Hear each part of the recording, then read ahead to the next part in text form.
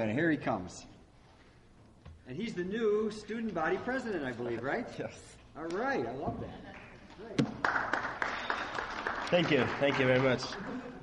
I feel I don't belong in this event, but okay. My name is Moatasem Al-Bitar. You can call me Mo. I'm from Egypt. I transferred here 2 years ago to Cleveland State. I was a student at the University of Cairo. Can everyone hear me? Testing. 1, 2, 3. Okay.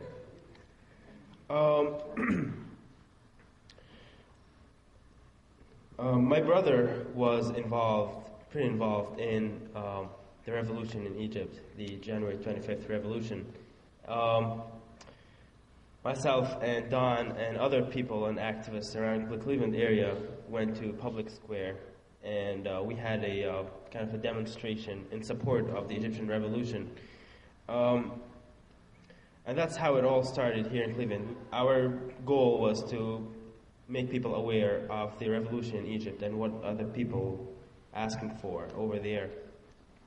So I had the chance to go back home during the summer, and I saw a lot of the changes that happened there. It was just very different for me to see Egypt, the current Egypt, than the old Egypt, which I lived in and I studied there for a year. I would like to just tell you briefly what are the changes that I saw. I visited the Tahrir Square, which a lot of you might be familiar with. That's where it all started. And just from talking to the people over there, you can feel how proud they are of what they accomplished and what they're still doing. What period of time are you talking about? When did you visit? It was during the summer. That was mid-July, August. So there were still some demonstrations going on at the square before it was all cleared out by the military. So basically, at that time period, the people demands were public trial of Hosni Mubarak, which happened, but at that time they were still asking for that, and the other high government officials that were in his cabinet and the close friends, basically. So that was one of the biggest issues that people still had at that time with the Supreme Military Council. So basically, the biggest debate that was happening at that time, and that's still happening in Egypt right now, is you hear all about whether should we go to the elections first or amend the constitution and have a new constitution basically first. There's two sides of the argument. I don't know if you all heard about the constitutional referendum, which passed by 78%. What the military is calling for, basically, and the major parties, like the Muslim Brotherhood, is that we should do elections first. That way, we can have an elected president, elected parliament, and then the parliament selects a committee that proposes a new constitution. However, other political parties like Al-Wafd and Kifaya, which were pretty involved in the revolution, are asking for a new constitution first before the elections. And their main argument is, what guarantees, there is no guarantees basically that the next president who comes to power will just forget all about the new constitution and just operates under the old constitution, which Hosni Mubarak was basically operating under, which gives a lot of power to the president. Under the current constitution, the only amendments to the constitution has to come from the president. It has to come through a recommendation from the president of the country. So technically, the next president, if he gets elected, he's not obligated to go through a constitutional revisions, and he can just operate under the new constitution. Whereas the military and the other parties are saying we need stability in the country. We need the country to, the normal everyday life of Egyptians to go on and because currently it is a chaos. Which leads me to talk about a little bit about the consequences of the revolution. In my opinion, the advantages of this revolution included the freedom of speech, the new democracy, and the new leadership, and obviously the change. However, there are a lot of disadvantages to that. If you walk around in the street, you can kind of sense the chaos, the lack of true leadership, lack of organization, and the lack of a true government. There is a mistrust between some of the parties and the Supreme Military Council, which is understandable. You can't expect a country to be very stable after a revolution. I mean, this is typical.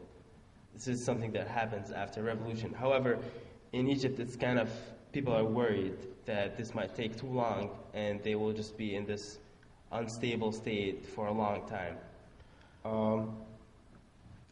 That's why the military is calling for the elections first, to have a government that is elected and to have a president that is elected and a parliament. So overall, in my opinion, with all these differences and disputes between the political parties and the Supreme Military Council, I think we are at a better state than living under a 30-year dictatorship. I really don't want to take a lot of time, and I just wanted to share this with you and just answer any questions if you guys are curious about what is Egypt going through right now. And I just would like to leave you guys with Amal. Go ahead. Has really things changed after Mubarak, or is it just the same with a different thing? It's really hard for me to explain that because it depends on what do you mean by change? Are you talking politically, economically, or just the general sense? Is it going to be freedom and justice and democracy, or is it going to be just the same old stuff with different things? If you ask a politician, or in my opinion, just the average Egyptian, I feel a lot different. I feel that there has been change, that I can speak freely now. I can walk in the street and criticize the government. I can criticize anyone, and no one can stop me. Before, if you ever dare to say anything, you would just be exiled and no one would know anything about you. It was that bad. Go ahead. Yeah, there was a recent altercation at the Israeli embassy. What is your sense of that, your evaluation of that with the Israeli embassy? Because as she was saying, and I guess there's a dichotomy of those on the ground and the petty bourgeois officials who are collaborators with the Zion Center.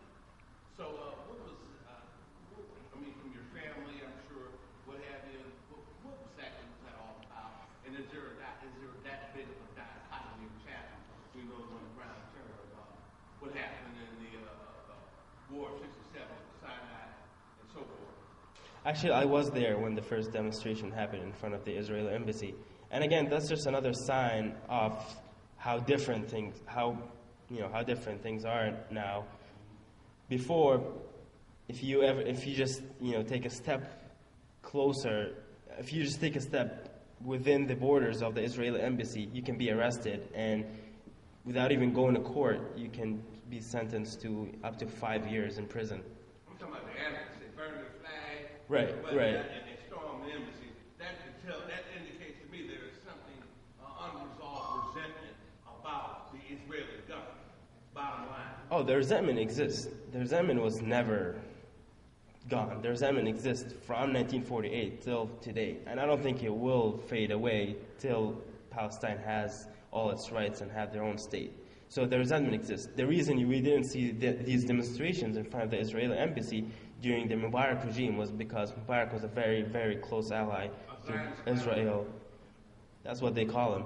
A very close ally to Israel and, the Israeli interests, basically. So it is a very sensitive situation that the military is in, because the military always advocated for the people, and we saw the military took the stance with the people during the revolution.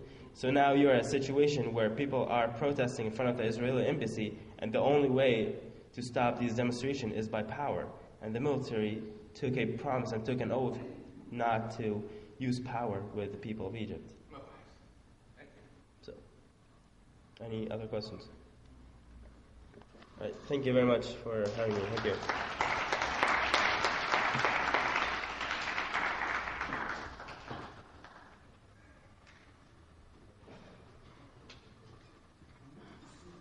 First, I want to thank everyone. We could talk some more. We could keep going. We have time, but I wanted to thank the Muslim Student Association of Cleveland State University and the other students that came from a long distance today as well, and all of you that also found parking and came in. Amal, I want to thank Jeff Kassouf, Amal Wadan, Dr. Quigley, and Abbas Hamida, and all of the participants. I'm sorry? Don? Yes. Is that can give them the ArabGazette.com website? Yeah, the ArabGazette.com. Check it out. And in Arabic and English? We have English and in Arabic. So it's an excellent reading of events in the Middle East. And Amal is the editor. And al-awda.org is an important website, and they're on Facebook, so you can keep up to date with Al-Awda. I did promise to give the Troy Davis, to save Troy Davis. I promised to give the phone number. I'm going to give you that in a second too, because this is the man that's going to be executed tomorrow. He's not a Palestinian, but he is lacking justice. And Ali Abu Nama is on Thursday at Case Western. I do 5:30. And that we don't have the room number, but if you signed up on the email list, we will get you forwarded the information, and we will continue to give you information from, it comes to me and I send it out. So, if there's important events, you got it. Mark? There's a big, I guess I didn't want nobody to know it. It's a big event tomorrow on the same subject at Twain. Okay, at Case. Undercover, but Alice put her thing out there to the Palestinian Arab community, and it's another event they sponsor tomorrow at Twain. I think Okay. I sent it out to you on people. And I also want to give a shout out to we have a student in Cleveland State from Gaza. I'm still learning how to say it, Gaza. And her name is Heba, and she was my contact person here. Could you stand up and say hello, Heba? In fact, come and see. Do you know her, Amal?